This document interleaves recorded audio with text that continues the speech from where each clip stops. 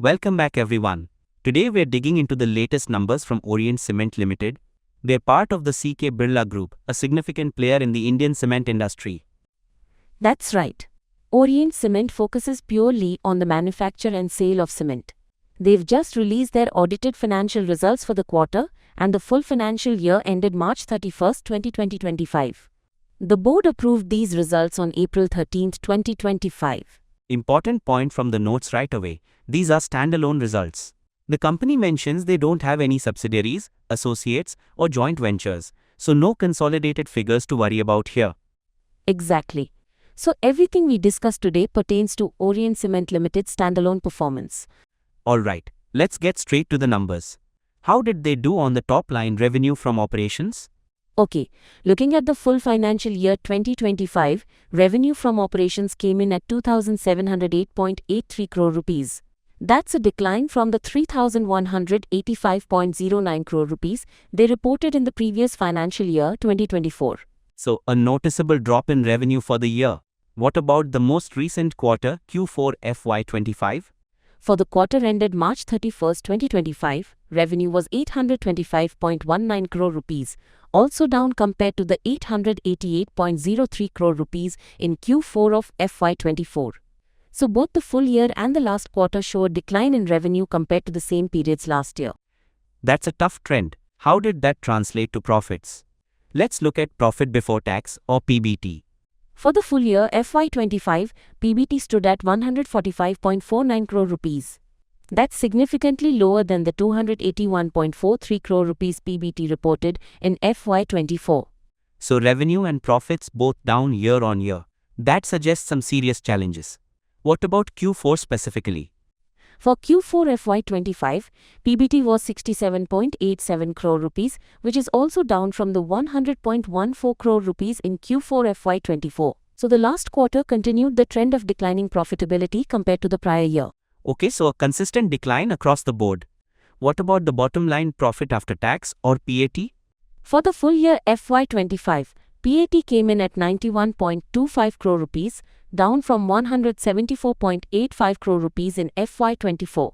For Q4 FY25, PAT was 42.07 crore rupees compared to 68.20 crore rupees in Q4 FY24.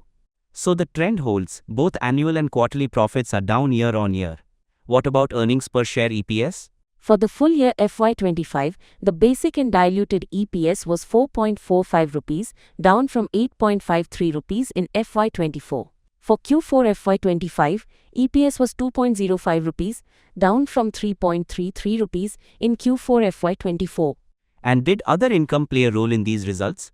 Other income for FY25 was 19.86 crore rupees, which is actually up from 15.52 crore rupees in FY24.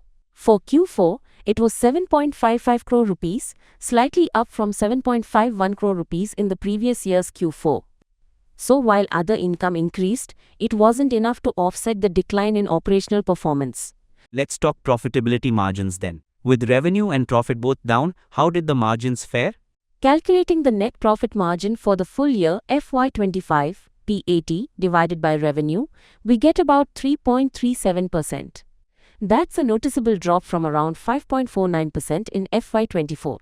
For Q4 FY25, the margin was about 5.10%, which is also down from approximately 7.68% in Q4 FY24.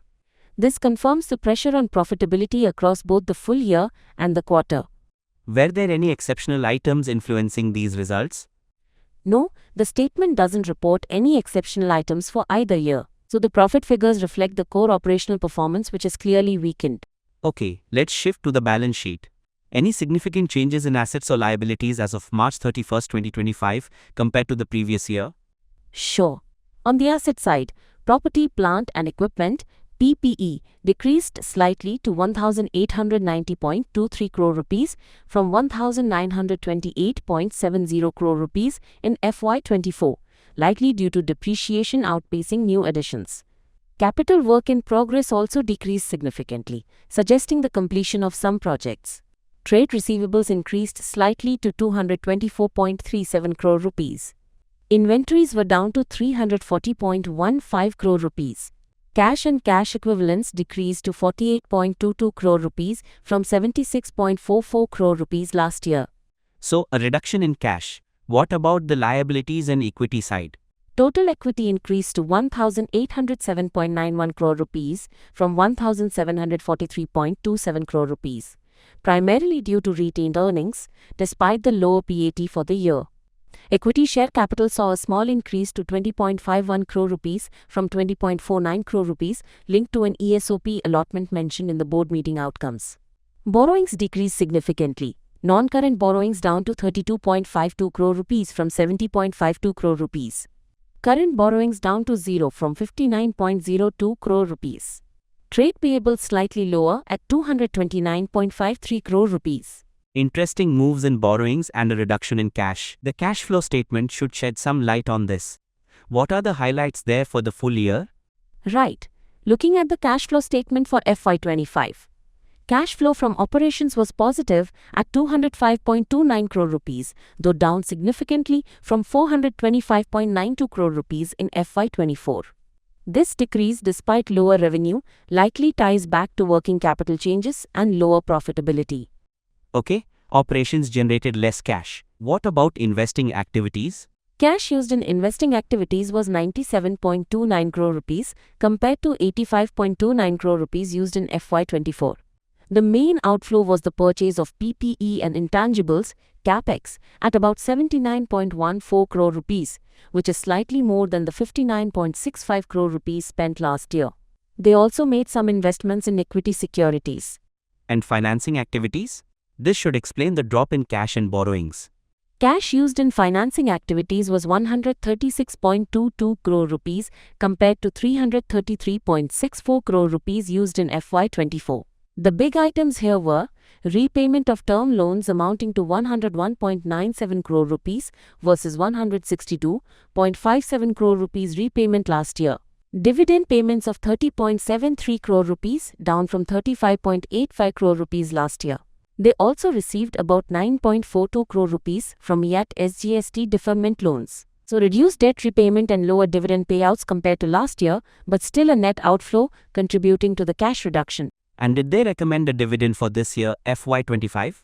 Yes, the board recommended a dividend of 0.50 rupees per share, 50% of the face value of 1 rupee, aggregating to about 10.26 crore rupees. This is subject to shareholder approval at the upcoming annual general meeting. Got it. Now segment performance. Usually we break this down, but you mentioned earlier they only have one segment? Correct? Note 4 explicitly states the company operates in a single reportable segment, which is the manufacture and sale of cement. So no further breakdown is needed there. Okay, so summarizing the performance, FY25 saw a decline in revenue and profitability compared to FY24, with both PBT and PAT decreasing significantly. Q4 FY25 also showed lower revenue and profits compared to Q4 FY24. The company reduced its debt and saw a decrease in cash. Any other significant events or notes we should touch upon? A few key things. ESOP allotment. They allotted 349,976 equity shares under their Employee Stock Option Scheme 2015. This increased the paid-up share capital slightly, as we saw on the balance sheet. Acquisition by Ambuja Cements. Note 6 states that Ambuja Cements entered into agreements in October 2024 to acquire about 46.8% of Orient Cements shares from the promoter group and others. This deal received approval from the Competition Commission of India, CCI, in March 2025, but is still pending completion. So a potential change in ownership structure is on the horizon. Managerial remuneration. Note 7 discusses that the pay for the Managing Director and Chief Executive Officer for FY25 amounted to 12.14 crore rupees, which exceeded the limits prescribed under Section 197 of the Companies Act by about 4.32 crore rupees. This excess payment is subject to shareholder approval, which the company intends to seek at the next AGM. Exceeding statutory limits on executive pay? That brings us perfectly to the auditor's report. What did the auditors BSR and Associates LLP have to say? Overall, the auditors issued an unmodified opinion, which means they believe the financial statements give a true and fair view. This is confirmed on page 1 of the release and in the auditor's report itself. An unmodified opinion is generally good news. But you mentioned the remuneration issue. Correct. While the main opinion is unmodified, the auditors included an emphasis of matter paragraph. This paragraph specifically draws attention to that same Note 7 regarding the managerial remuneration exceeding the prescribed limits. An emphasis of matter is used when an issue is fundamental to users' understanding of the financial statements, even if the statements themselves are fairly presented. So the auditors are flagging this remuneration issue as something investors really need to be aware of, even though it doesn't change their overall opinion that the financials are fair? Precisely. It highlights a compliance issue that requires shareholder approval to be regularized. It doesn't mean the numbers are wrong, but it's a significant governance point.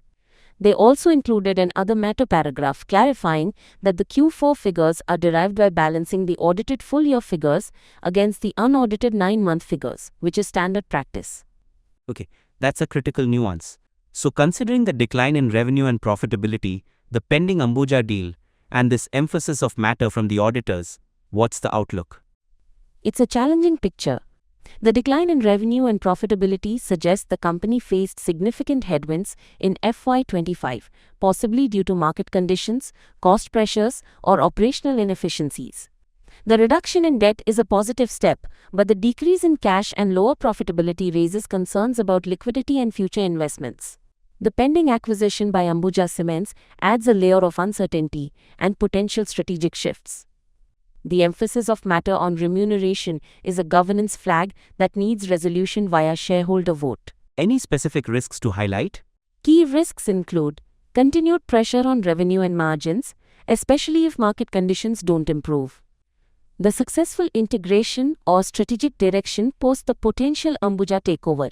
Securing shareholder approval for the excess remuneration, crucial from a governance standpoint. Competitive pressures within the cement industry, which remain a constant challenge. Right. So wrapping up on Orient Cement's FY25 results.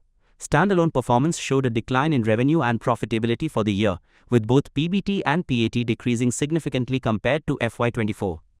Q4 FY25 also reflected this downward trend. The company reduced its debt but saw a decrease in cash. Key events include the ESOP allotment, the significant pending acquisition by Ambuja Cements, and a crucial emphasis of matter from the auditors regarding managerial remuneration exceeding statutory limits, which needs shareholder approval. That covers the key points. A company navigating a tough year with declining financial performance, while also facing a potential ownership change and a governance matter highlighted by the auditors for shareholders to consider. Definitely a lot to unpack there. Thanks for breaking it all down. And thanks to our listeners for tuning in. Join us next time for another deep dive into company earnings.